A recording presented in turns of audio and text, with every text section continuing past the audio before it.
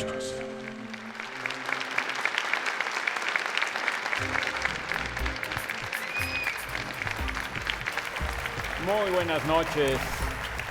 Muy buenas noches, bienvenidos a La Dichosa Palabra. Estamos transmitiendo en directo desde la Biblioteca Vasconcelos, un lugar al que nos da mucho gusto volver una y otra vez.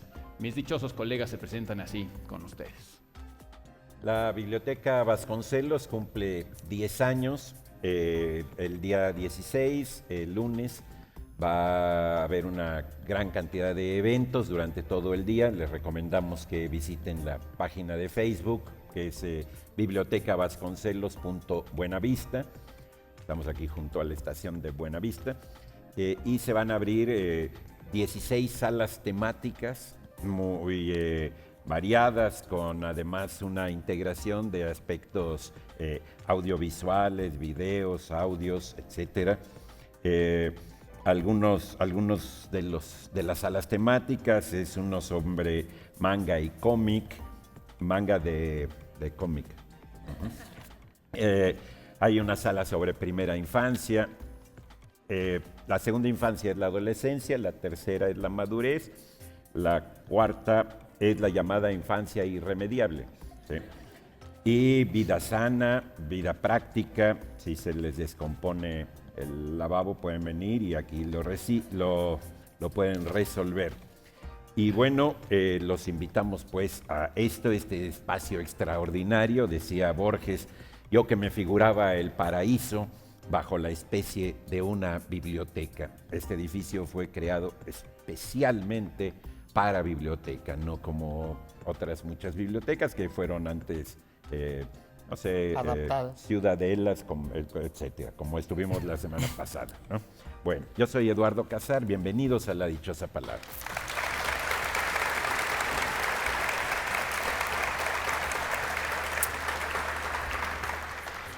Afortunadamente hemos heredado de casi todas las civilizaciones de la antigüedad, de China, de la India, de Mesopotamia, de Egipto, de los camboyanos, especulaciones e investigaciones acerca de los sueños, de esas fabulosas maquinaciones de la noche, como decía Raymond de Becker. Y en ellas vemos que se perfilan dos posiciones que no dejarán de oponerse y que aún hoy encontramos en la interpretación de los sueños. La más tradicional, que considera el sueño una fuerza motriz y que procura utilizar sus imágenes, sean paraísos o pesadillas, en un sentido favorable.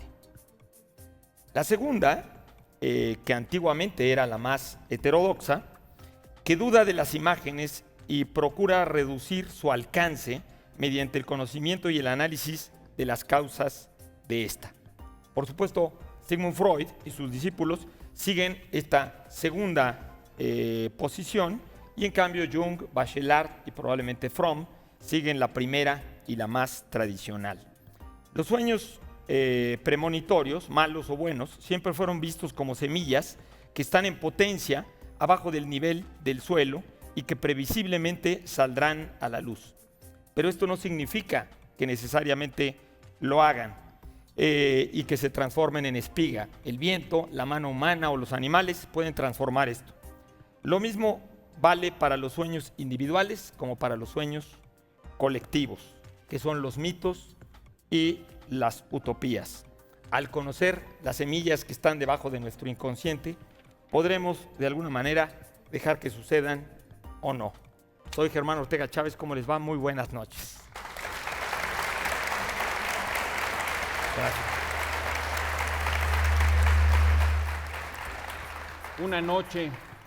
Una noche toda llena de murmullos, de perfumes y de músicas de alas. Una noche en que ardían en la sombra nupcial y húmeda las luciérnagas fantásticas, a mi lado lentamente, contra mí ceñida toda, muda y pálida, como si un presentimiento de amarguras infinitas hasta el más secreto fondo de las fibras te agitara. Por la senda florecida que atraviesa la llanura, caminabas. Y la luna llena, por los cielos azulosos, infinitos y profundos, esparcía su luz blanca. Y tu sombra, fina y lánguida, y mi sombra, por los rayos de la luna proyectadas, sobre las arenas tristes de la senda se juntaban y eran una, y eran una, y eran una sola sombra larga, y eran una sola sombra larga, y eran una sola sombra larga. Así comienza un muy famoso poema de José Asunción Silva. Yo soy Pablo Boullosa. Buenas noches.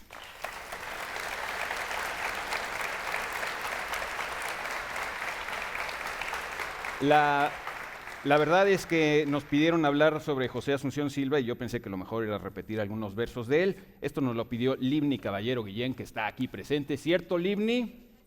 Bienvenida. Bueno, desde muy temprano estuvimos preguntando en nuestras redes sociales lo siguiente: ¿qué te gusta y qué no te gusta que te provoquen los libros?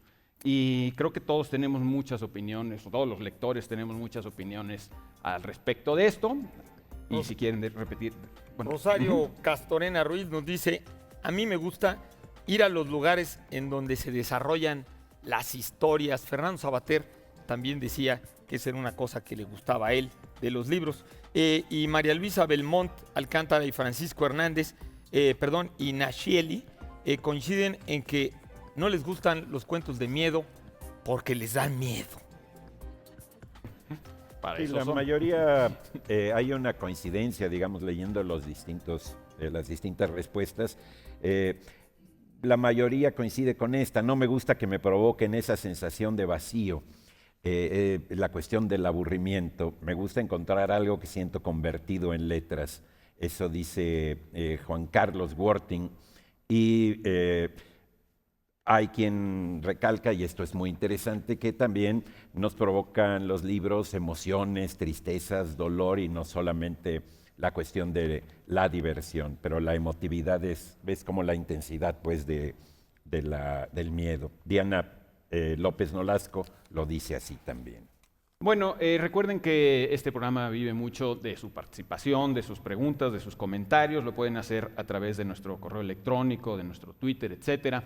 Y ya nos regañaron porque tenemos muy abandonado al público que ve este programa en sus hogares. Entonces, además de responder preguntas del culto público que nos acompaña aquí en la Biblioteca Vasconcelos, igual y podremos responder alguna del muy numeroso público que nos ve en la televisión, a través de la televisión o a través de internet. ¿Sí? Así es. Aquí sí. Hay una de Amaury Mor, que pedía hablar de Rubén Darío y el modernismo. Eso viene muy a cuento, pues, porque es el centenario de la muerte de Rubén Darío. Rubén Darío es uno de esos poetas muy famosos, tiene su calle y toda la cosa, pero que no son muy leídos, o solamente son leídos por algunos poemas que se han vuelto, digamos, canónicos, ¿no? Algunos no sabemos. Pablo, por ejemplo, cuando nos piden hablar al micrófono, muchas veces dice Los motivos del lobo, que yo también recité. ¿Sí? Y una vez lo recitamos juntos, en una fiesta ya un poco. Sí, él era los motivos y yo era el lobo. Ya medio animados, como se imaginarán ustedes. Realmente el modernismo es un movimiento extraordinariamente importante, muy bien acotado, porque representa, muchos así lo consideran, Max Enríquez Ureña, Ángel Rama, otros autores que lo han estudiado, se considera como la independencia literaria de América Latina. Fue un movimiento que se extendió con muchos seguidores a partir, en gran parte, sí, precisamente de Rubén Darío. ¿Sí? Hablaba del hecho de ser moderno a principios del siglo XX. Darío no surgió de la nada, tiene una gran influencia de Eugenio de Castro, por ejemplo, un poeta portugués, de José Martí, poeta cubano, de algunos poetas mexicanos como Gutiérrez Nájera o Salvador Díaz Mirón, que por ahí vamos a regalar un libro de él, y bueno, de los franceses. ¿Sí? Realmente toda la poesía francesa influyó extraordinariamente en el modernismo. Y lo importante en Darío es que reformó también todas los formatos, y los amplió mucho. Comenzó a ser una gran cuestión experimental. Los poetas dirigieron su atención grandemente hacia el cómo, hacia la propia elaboración formal de los textos. Rubén Darío, hay que leerlo precisamente en esa colección de los clásicos que está editando Conaculta, ex Secretaría de Cultura, actualmente Secretaría de Cultura, perdón. Está Cantos de Vida y Esperanza, otro texto que se llama Azul, y Rubén Darío, otro que se llama Prosas Profanas, que es un titulazo, buenísimo, como dice su editor. Y realmente es un poeta que tuvo también distintas etapas. Al principio había muchos lagos, muchos cisnes. Recuerden que para decretar la muerte del modernismo, decía Enrique González Martínez, tuércele el cuello al cisne de engañoso plumaje. Por el aspecto como escénico, solamente superficial de la poesía. Ahora, un aspecto del modernismo que, aun cuando haya tanta experimentación formal, prevalece es precisamente la rima. Y es muy curioso porque también en las preguntas que nos han hecho antes, hay una de Nabucodonosor Solís, que habla de qué efecto tienen las producciones de la rima, o qué pasa con la rima cuando no es en español. La rima es muy importante, no solamente porque es un recurso mnemotécnico, sino porque es un momento en el que se unen la memoria y la sensación. Cuando nosotros oímos una repetición, en ese momento estamos haciendo una conexión instantánea entre el recuerdo del sonido que está repitiéndose y la sensación de este sonido que está presente. ¿Sí? Entonces, realmente la rima crea espacio en el lenguaje. Esa es una definición de Antonio Machado, que es magnífica. Ahorita en el poema de José Asunción Silva, otro de los modernistas, ustedes oyeron la cantidad de ecos, de resonancias, de reflejos. Repeticiones, tal cual, ¿no? Sí, realmente por eso también la poesía exige otro tipo de atención, otro tipo de concentración. Muchas veces las personas cuando oyen poesía bajan los ojos porque lo que están viendo les puede distraer y quieren concentrarse en el lenguaje para oír esas repeticiones. Yo creo que este tema da para bastante más, pero me piden que vayamos a la dichosa palabra. Vamos a la dichosa palabra de esta noche. Nosotros proponemos una definición y las personas que en su casa, no aquí en la biblioteca, pero sí en su casa, sepan a qué palabra corresponde esta definición, serán las que tendrán prioridad para llevarse pues, decenas de libros que vamos a obsequiar esta noche. La dichosa palabra dice esto: afán de hacer algo con la mayor perfección posible, por quedar bien con uno mismo, por virtuosismo o por amor propio. Comezón. Fíjate qué curioso, ¿verdad? Qué curioso que sea una cuestión de perfeccionismo y de comezón. Exacto. Es que nadie puede a uno rascarlo a uno como con la perfección con la que uno se rasca. Sí, bueno, y nos estamos saliendo del tema, perdón, pero ¿sabes que es imposible darte cosquillas a ti mismo? Claro. Sí, lo he oído. Entonces tampoco tienes tanta necesidad de rascarte a ti mismo con eso. Pero bueno, vamos a ver cuáles son los libros que tenemos. Aquí hay un libro que es verdaderamente una joya, que es de Fernando Escalante Gonzalvo, El neoliberalismo, en una colección de historias mínimas que está publicando el Colegio de México. Realmente es una lectura extraordinaria. Es muy inteligente, Fernando Escalante. Una inteligencia y una verbalidad. Y por supuesto este libro Clásicos para hoy de Conaculta, que es Clásicos para hoy y para siempre, de don José Joaquín Fernández de Lizardi, don Catrín de la Fachenda. Y también tenemos ejemplares de Las penas del joven Werther, muchas veces traducido como Las cuitas del joven Werther.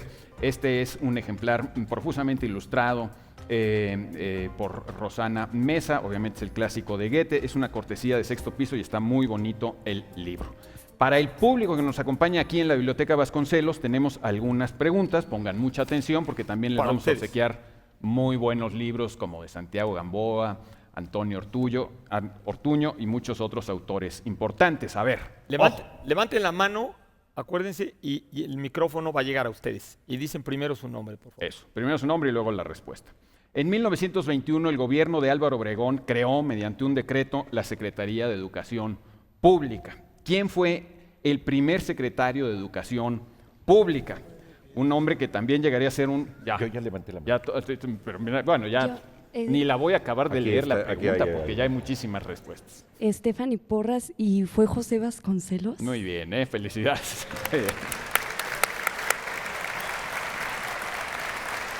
Bien.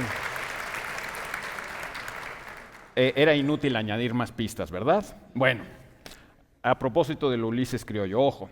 Ulises es el nombre de origen latino del protagonista de uno de los grandes poemas homéricos. ¿Cuál es en español su otro nombre? Es decir, el nombre de origen griego, que obviamente le dan título a uno de esos dos grandes poemas de Homero. Allá está el micrófono, pero yo no veo dónde está el...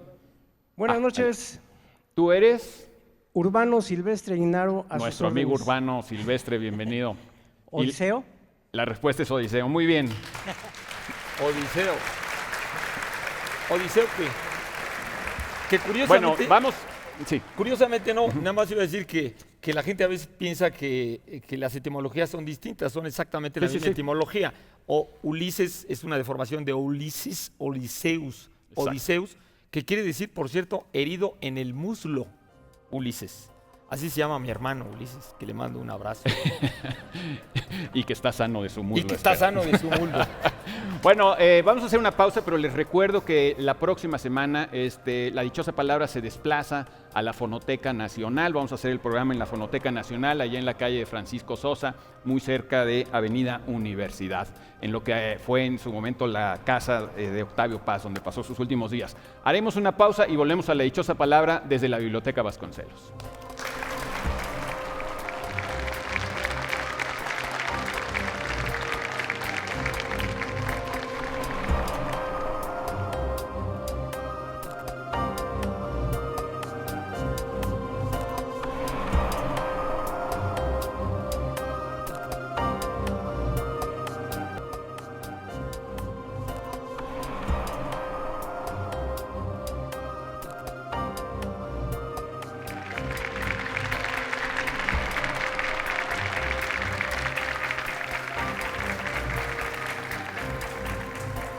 Seguimos aquí en la dichosa palabra de esta extraordinaria biblioteca Vasconcelos.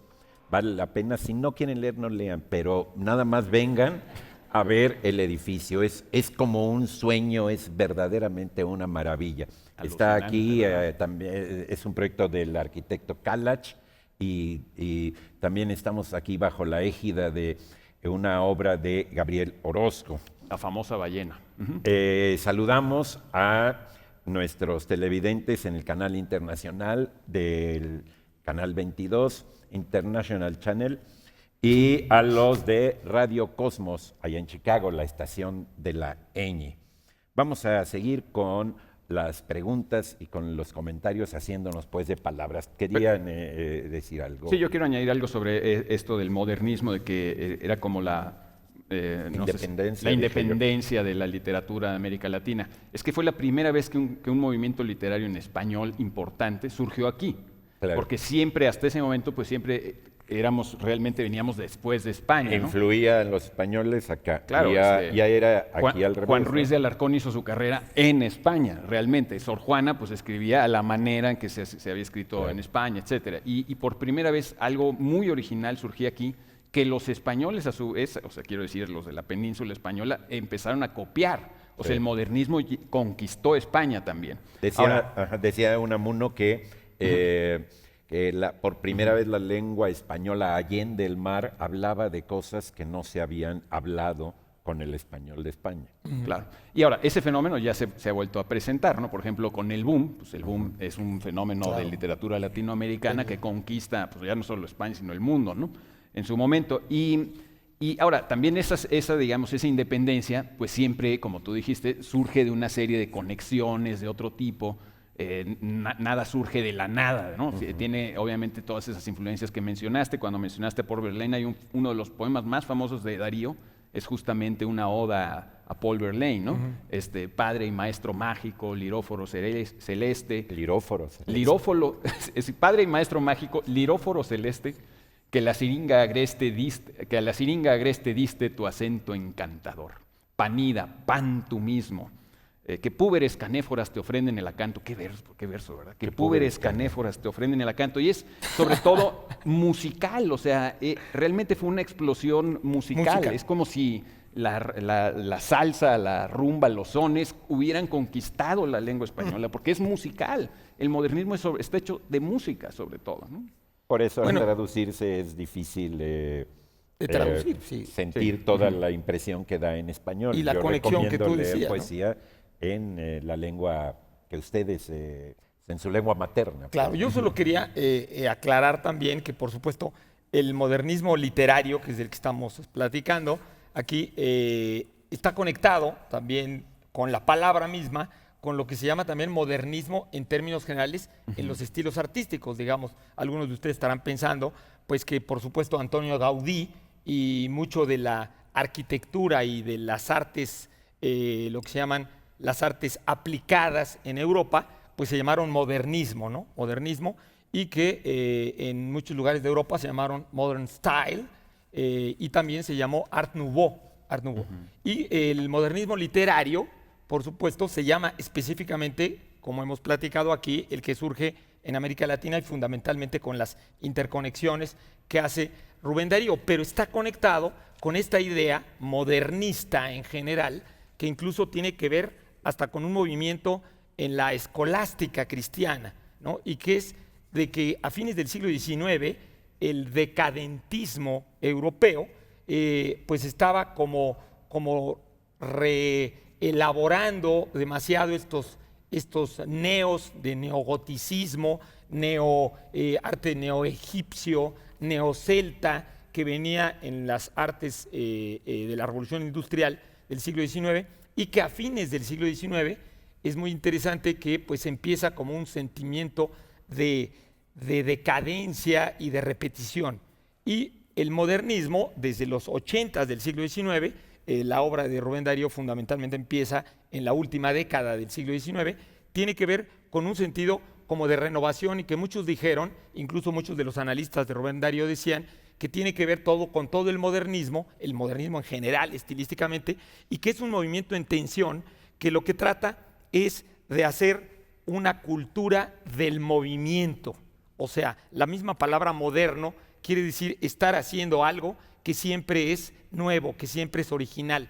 Parte de la originalidad de Rubén Darío y de muchos de nuestros escritores tiene que ver que son a veces muy difíciles de clasificar sus obras y de puentear todas, porque cada uno es muy original. En cambio, en los estilos anteriores hay más una cultura del mantenimiento de la cultura y de la tradición. En cambio, el modernismo hay una especie como de tensión constante entre la originalidad. O sea, ser moderno quería decir ser original, ser siempre nuevo. Nosotros de alguna manera hemos heredado eso desde las vanguardias, y las vanguardias plásticas también del siglo XX tienen que ver con esa tensión, ¿no? Moderna. Sí. Muy bien. Sí. Vamos a ir a la moderna palabra de esta noche. Afán de hacer algo con la mayor perfección posible, por quedar bien con uno mismo, por virtuosismo o por amor propio. También significa comezón. Tenemos por ahí, Germán. La novela de Henrietta Rose Inés, Nínive, que tiene lugar en Sudáfrica, pero por supuesto esta palabra Nínive siempre nos recuerda esa antigua ciudad destruida en la Biblia, ¿no? Por los medos y caldeos. Y también de David Grossman, Gran Cabaret. Es una cortesía de la cafebrería El Péndulo, de este novelista contemporáneo Israel, buenísimo por cierto. Y también, como ya es costumbre en este programa, una suscripción anual a la revista Este País, que este número lo dedica al nuevo sistema de justicia o de injusticia. Y bueno, tenemos de Nati Golubov, El Circuito de los Signos, que es una introducción a los estudios culturales que actualmente son realmente la gran moda teórica. Es una cortesía de Bonilla Artigas. Aprovecho para invitarlos a la Feria del Libro de las Editoriales Independientes. Ahí está el acervo de Bonilla Artigas, que se lleva a cabo en la librería Rosario Castellanos en la colonia Condesa, Metro Patriotismo. Bueno, vamos a hacerle algunas preguntas a nuestro público. Bien bibliotecarias están las preguntas. 2 escritores ciegos fueron directores de la Biblioteca Nacional de Argentina. Mencione al menos uno de ellos. Ahí hay Mi nombre brazos. es Eric Mendoza, Jorge Luis Borges. Muy bien. Jorge Luis Borges. Perfecto. Perfecto. Debimos preguntar el otro, pero bueno, no me animé. El otro, que es menos visible que Borges, es Paul Grusac. En 1921, la revista El Maestro, dirigida por José Gorostiza, auspiciada por Vasconcelos, publicó uno de los poemas mexicanos más célebres, que se define a sí mismo como una épica sordina. Su autor acababa de morir, el nombre del poema en cuestión y el nombre del poeta. Ahí hay brazos. Mira. Marco Antonio Silva. El poema se llama La suave patria y es de Ramón López Velarde. Muy bien. ¿eh? La suave patria de Ramón López Velarde. Como un comercial también, Pablo y yo lo tenemos en nuestro repertorio de shows. Bueno, Oye, vamos a un corte. otra cosa que debemos invitar a la gente es a traer libros de poesía. Sí. Aquí a la Biblioteca Vasconcelos estamos haciendo una invitación a los poetas, a los editores independientes, a que donen libros de poesía al fondo de la Biblioteca Vasconcelos, ¿no? ¿Te parece que Así es, hay un espacio especialmente dedicado a poesía mexicana dentro de estas 16 salas temáticas que se inauguran precisamente el próximo lunes. ¿Ya vamos a un corte? Creo que sí. Otra palabra. Sí. Bueno, vamos a un pequeño, una pausa y ahorita volvemos.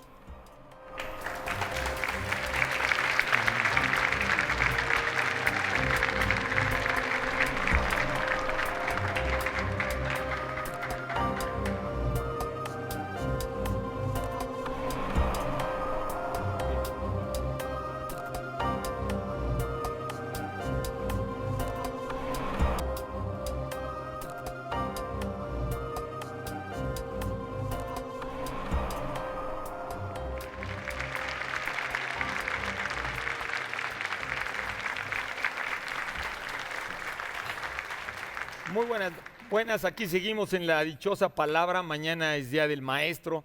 Yo le mando un abrazo a todos los maestros con ese papel tan importante y trascendente que hacen para la transmisión, mantenimiento y reelaboración de la cultura en el planeta y en la humanidad.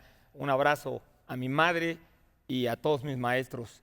Mi madre es una maestra de muchos años. Los invito también a una exposición de Tomás Gómez Robledo, Travesías, en Palacio de Versalles, 100 LB, en las Lomas de Chapultepec, el próximo miércoles 18 de mayo a las 19 horas. Bueno, desde la mañana preguntamos en las redes qué te gusta y qué no te gusta, que te provoquen los libros. Ahorita Pablo mencionaba que estamos regalando el libro de Werther. Dicen que ese libro siempre te provoca una herida. ¿Qué nos han dicho otros de nuestros? Provocó hasta suicidios. Marley León Lin dice, me gusta que los libros me provoquen miedo, suspenso y terror. Lo que no me gusta es que dejen vacío o dudas al terminarle. Pues Muy sobre bien. todo si son de miedo, pues con... ¿no? Otra pregunta de aquí, ¿el público o de los de... Bueno, vamos a hacer una pregunta de la los- gente de casa. De las redes de casa, sí. De la gente que está en su casa. Me pareció muy interesante esta pregunta. ¿Por qué Shakespeare dijo que la conciencia nos hace cobardes? Nos lo pregunta Hansel Solórzano. Bueno, aquí hay que decir lo siguiente primero que nada. Es difícil afirmar que Shakespeare dijo tal o cual cosa, porque recordemos que lo que conocemos de Shakespeare son los diálogos de sus personajes, o bueno, en todo opinión, caso sus sonetos, pero es el mismo su caso. opinión, pues. También el poeta es una personalidad. Entonces no sabemos si esa era la opinión de Shakespeare. Sabemos que eso era la opinión, al menos en algún momento, de Hamlet. Hamlet en uno de sus famosos soliloquios, si no es que en el más famoso de Ser o no ser, ¿cómo lo tradujo Tomás Segovia? En vez de decir que esa era la cuestión, dice algo así como... De eso se trata. De eso ¿no? se trata, Sí. sí. Ser o no ser, de eso se trata. En algún momento él está debatiéndose entre el suicidio, seguir vivo, no seguir vivo, y dice, no nos suicidamos más a menudo porque nos da tenemos nuestra conciencia de que lo que haya detrás de la muerte puede ser terrible, nos impide suicidarnos. Bueno, es un argumento de Hamlet. No significa que haya sido un argumento de Shakespeare, insisto. Primero que nada hay que dejar eso claro, ¿no? Ahora, en cuanto a lo que ocurre en Hamlet, pues es muy interesante porque nunca antes en la historia de la literatura se había llevado a tal extremo el análisis de una mente en conflicto consigo misma. Y eso es justamente como es la conciencia moderna, es nuestra conciencia como hombres modernos, al menos a partir de Shakespeare, es siempre una conciencia que está en contradicción. Queremos algo, pero también pensamos en los inconvenientes, planeamos algo, pero dudamos de si ejecutarlo. Siempre estamos criticándonos a nosotros mismos y ese diálogo interior, que es muy rico, puede también ser muy enfermo, que es el caso, creo yo, en concreto de Hamlet. Hamlet, a pesar de que es el héroe de la tragedia de Hamlet, realmente es un héroe del aplazamiento, casi no hace nada. Las cosas le pasan y se la pasa pensando acerca de las cosas, acerca de sus posibilidades, de si hace algo, si no lo hace, si cobra venganza o no cobra venganza, pero en realidad lo único que está haciendo es posponer, y las cosas se le van cayendo encima, salvo en una o dos cosas que realmente lleva a cabo. Es un héroe muy pasivo, le ocurren las cosas a él. Y Hamlet también, pues hay que decir que, al igual que muchas otras obras de Shakespeare, está basada en obras anteriores. Sabemos perfectamente que había una leyenda danesa del siglo XIII, más o menos, Saxo Gramático. de Saxo Gramático, que escribió acerca de un tal Hamlet, al que le ocurría que su padre era asesinado por su hermano, el hermano tomaba el trono, etcétera, y Hamlet cobraba una venganza brutal y tan. Era una obra hecha para la sensibilidad medio vikinga de aquel entonces. Pero Hamlet de Shakespeare ya es algo completamente refinado, cortesano, renacentista, muy mental, y ya no tiene esa característica de brutalidad, aunque hay bastante brutalidad en la obra, pero todo está pasado por este tamiz de refinamiento. Sabemos que es difícil que Shakespeare haya conocido directamente la obra de Sexto Gramático, no sabemos perfectamente si la conoció o no, pero los estudiosos creen que no la conoció.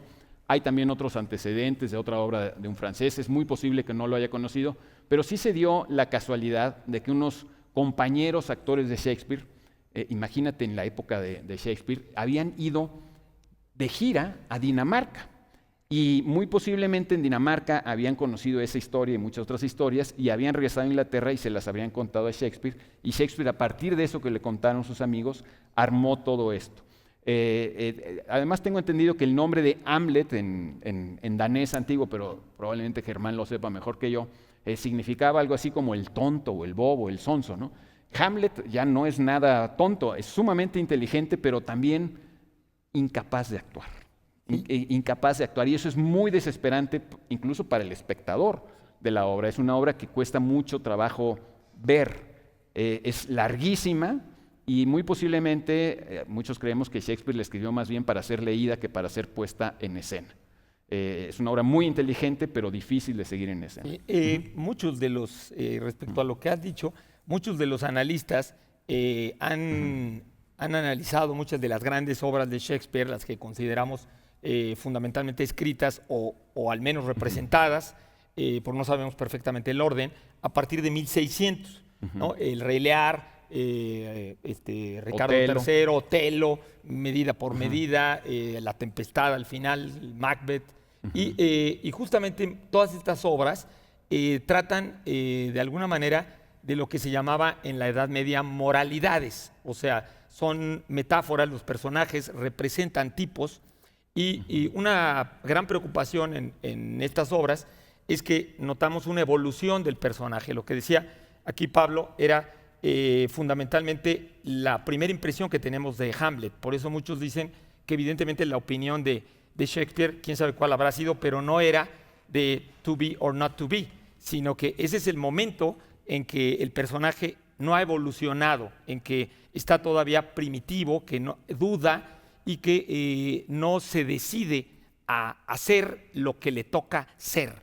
Y justamente a lo largo de la obra vemos esta duda, pero vemos cómo Hamlet se va decidiendo poco a poco y al final de la obra, evidentemente, acomete lo que tiene que acometer. Una de las frases que se ha citado más importantes en varias de las obras de Shakespeare, que se repite, es lo que dice Hamlet al final cuando en el duelo con Laertes, su cuñado realmente, el hermano de Ofelia y el hijo de Polonio, él se da cuenta que a lo mejor la espada está envenenada y que hay un truco y Horacio le dice, oye, es una trampa, y Hamlet le dice, no importa porque estoy preparado, the readiness is all, o sea, el chiste es que yo me he ido preparando y estoy preparado para regresar a Dinamarca al orden. Y en efecto, pues muere su madre, muere su tío, muere su suegro, muere Ofelia, mueren todos, y muere él al final, pero la obra termina bien, porque llega Fortinbras, que es un rey que es emparentado con ellos y que es un muy buen rey que se plantea que es un hombre sabio, joven, equilibrado, honesto, honrado, que va a tomar el trono de Dinamarca. Por lo tanto, a lo largo de toda la obra es como una caída, como la caída del hombre simbólicamente en la Biblia, y que al principio había un rey muy sabio, que era su papá, que se llamaba Hamlet también, y que viene una caída en el caos. Por eso la obra empieza con algo huele a podrido en el reino de Dinamarca, y al final, digamos, Hamlet termina con sus dudas y acomete lo que le toca acometer. Y la ¿no? última frase también es muy famosa, ¿no? Lo demás es silencio, que es lo último que dice Hamlet. Todavía hay más frases en la obra, porque Fortinbras va a tomar el poder, etcétera. Y eso pasa con todas las tragedias, digamos, siempre terminan bien. Bien, claro, aunque se mueran. La imagen que tenemos es de que todo termina mal porque los protagonistas se mueren. No, pero se restablece siempre un orden, ¿no? Exacto. Eso es lo que pasa también en Romeo y Julieta, cuando, bueno, mueren Romeo, muere Julieta, lo que tú quieras, pero finalmente las dos familias enfrentadas se reconcilian, se dan cuenta, gracias a esa muerte pueden darse cuenta de que tienen que vivir en paz. Y entonces siempre, en toda tragedia, desde las tragedias griegas, pues se restablece un orden. Que es... en Macbeth, por supuesto. Sí, sí, sí. Aunque todo el mundo se muere, pero sin embargo termina bien, termina el orden, Sí, sí, ¿no? sí. Privando el orden. ¿no? Que vayamos a la dichosa. Vamos a la dichosa palabra del día de hoy. Afán de hacer algo con la mayor perfección posible, por quedar bien con uno mismo, por virtuosismo o por amor propio. Comezón también. Y tenemos, Pablo. Tenemos este libro de Beff, de Bernardo Fernández, mejor conocido como Beff, Cuello Blanco. No sé si tenga alguna alusión al famoso colmillo blanco de Jack London, pero seguramente también está muy bien. Es una cortesía de Océano. Y me da mucho gusto también anunciar este libro y regalarlo. Estética del prodigio, de María Emilia Chávez Lara, maestra en letras. Es una edición de Cal y Arena. Es un libro verdaderamente muy, muy interesante, con una serie de fenómenos prodigiosos. Bueno, hay uno de unos siameses buenísimo, unos siameses de origen chino, allí en el final del siglo XIX, que están, bueno, pegados y todo, y tienen sus hijos, cada uno tiene su esposa. Uno se pregunta cómo sería la lógica, y uno de los siameses, por ejemplo, se vuelve alcohólico, y el otro pues carga a su borracho, ¿no? Ahí lo trae, ¿no? Sí. Y como nada más tenían un hígado, se mueren los dos. Es una cosa... Es verdaderamente un libro muy asombroso. Pero es un hecho histórico. Es un hecho histórico, sí, están hasta las fotos de los Qué siameses, barbaridad. ¿no? Oye, Qué no barbaridad. eran de Siam, por eso lo decían. No eran de Siam. No. El reino de Siam. Oye, Bueno, perdón. los de editorial Turner, de Lore Segal, Los Centenarios, también para ustedes. Qué bonitas ediciones estas. Bueno, Eduardo, tenemos otra pregunta aquí. Al público. Preguntas al público. Parece. Preguntas al público. A ver, para ustedes. Nombre de la actriz y promotora cultural que fue la pareja sentimental de José Vasconcelos. Bueno, una de las parejas. Bueno, una. Claro. Perdón, eso es. Sí. Cuando fue candidato a la presidencia y que acabaría quitándose la vida en la Catedral de Notre Dame de París? Sí, se la sabe. Buenas Mira noches, ya. Serapio Alberto. Es Antonieta Rivas Mercado. Muy bien. Muy bien.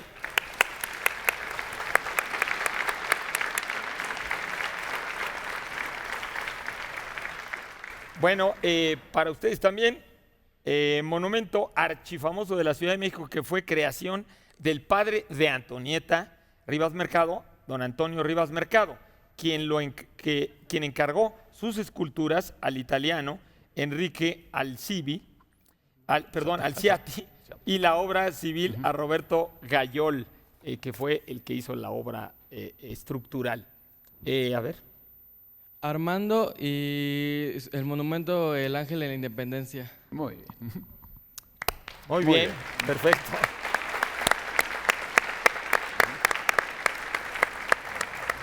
Bueno, Vamos a un por cierto, no es un ángel, sino es una victoria, ¿no? Pero le llamamos el ángel ya Ni por qué. tradición.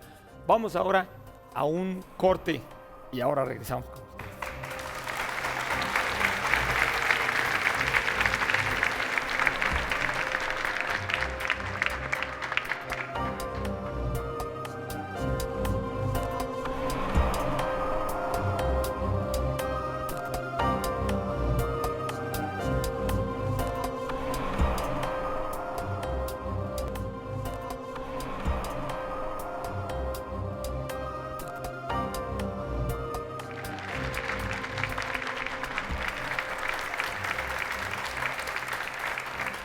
Ya estamos de regreso aquí en La Dichosa Palabra desde la Biblioteca Vasconcelos en la Ciudad de México, en el marco del 10º aniversario de esta biblioteca.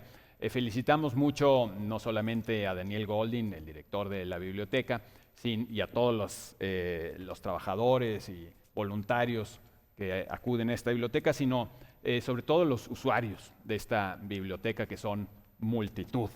Una muchedumbre de lectores es siempre un espectáculo maravilloso. Y hay que decir algo de la biblioteca, que es realmente un pulmón de oxígeno, no solamente intelectual, sino también físico. La biblioteca no es solamente el edificio, sino también una extraordinaria área verde que no existía y que ahora existe alrededor de esta biblioteca. O sea, quiere decir literal. Así es, literalmente es una oxigenación. Y yo quiero decir también que está muy bien que lleve el nombre de José Vasconcelos, porque si alguien creyó en el poder del libro, de la lectura, de las bibliotecas, fue precisamente José Vasconcelos, cuando hizo aquella célebre colección, si no me equivoco, de solo 17 títulos de libros clásicos, pero él creía realmente que los libros pues hacen civilización, y eso es algo muy importante que en lo que seguimos muchos creyendo con fervor. Vamos a responder algunas preguntas del público que nos acompaña aquí, si les parece bien. Jorge Aunque sean Durán. cortitas. Jorge Durán, ¿por dónde anda? Ahí anda. Jorge, nos pregunta sobre el origen de la palabra, de Jehová. Nos dices que no de la palabra, sino de él. Bueno, eso está medio difícil, pero Por definición no tiene pues origen.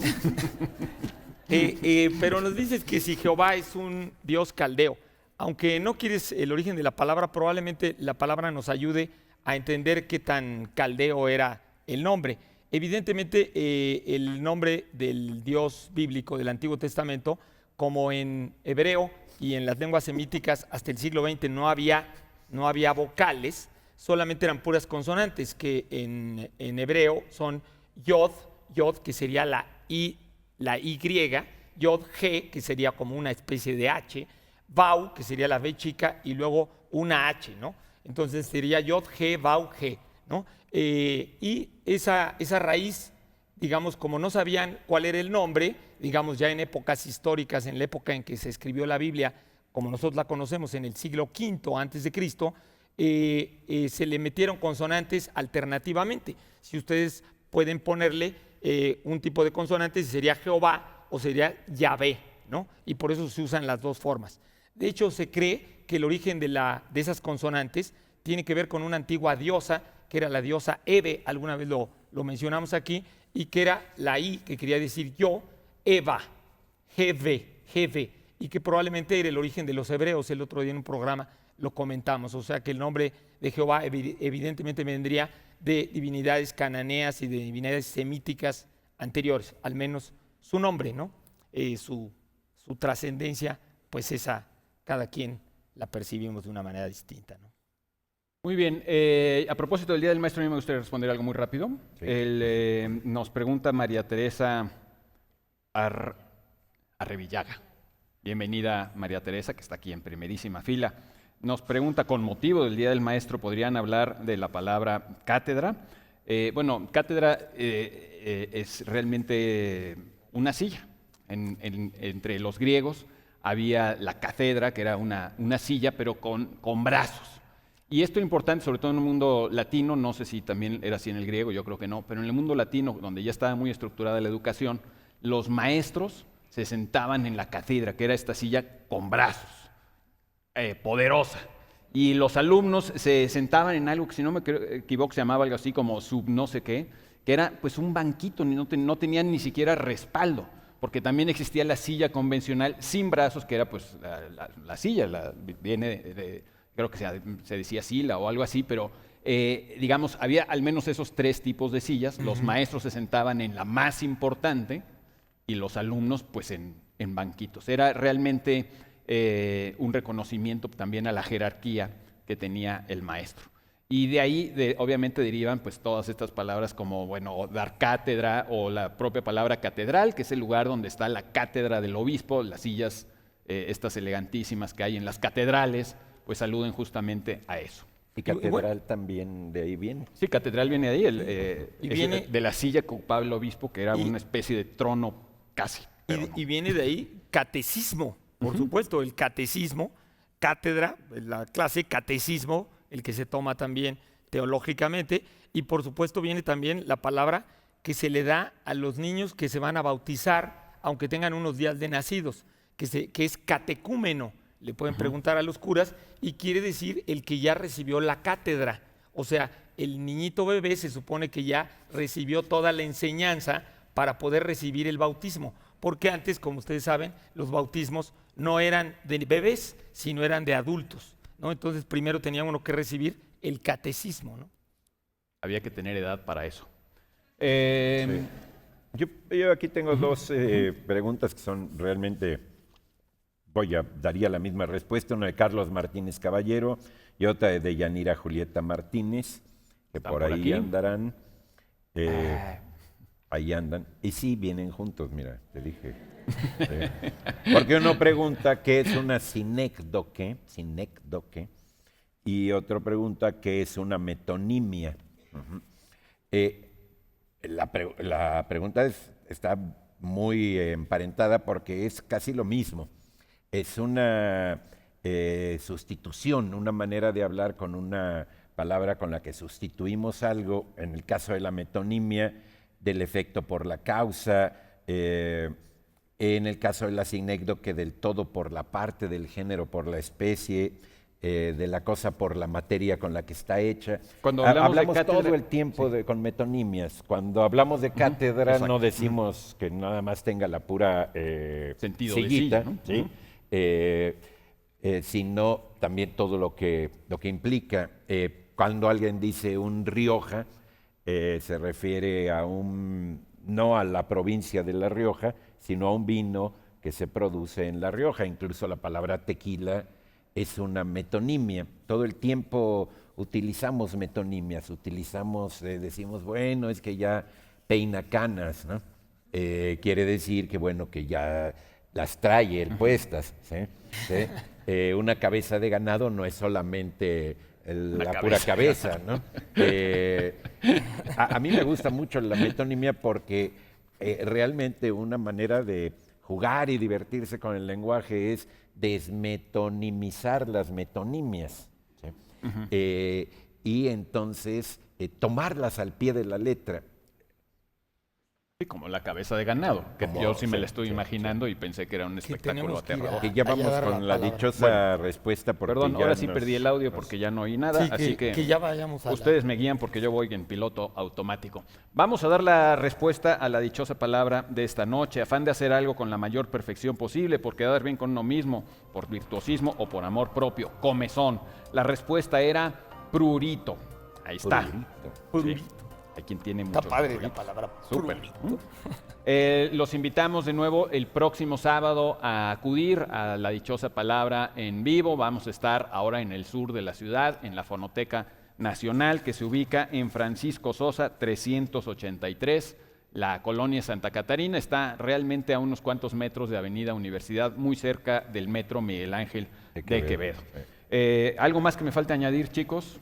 Agradecimientos a... Agradecimientos. aquí Bueno, a la de nuevo a biblioteca. Daniel Golding y a todas las personas que nos recibieron muy bien en esta biblioteca Vasconcelos, a todos los trabajadores, al staff de La Dichosa Palabra de Canal 22 por su estupendo esfuerzo para llevar este programa semana a semana a sus hogares.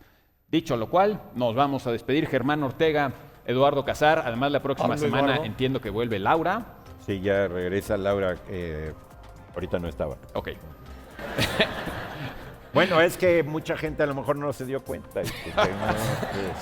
Si tenían ojos, si tenían oídos, se dieron cuenta. Bueno, muy buenas noches y gracias por habernos acompañado aquí. Les vamos a tomar una foto, sí. Sigan aplaudiendo, sí.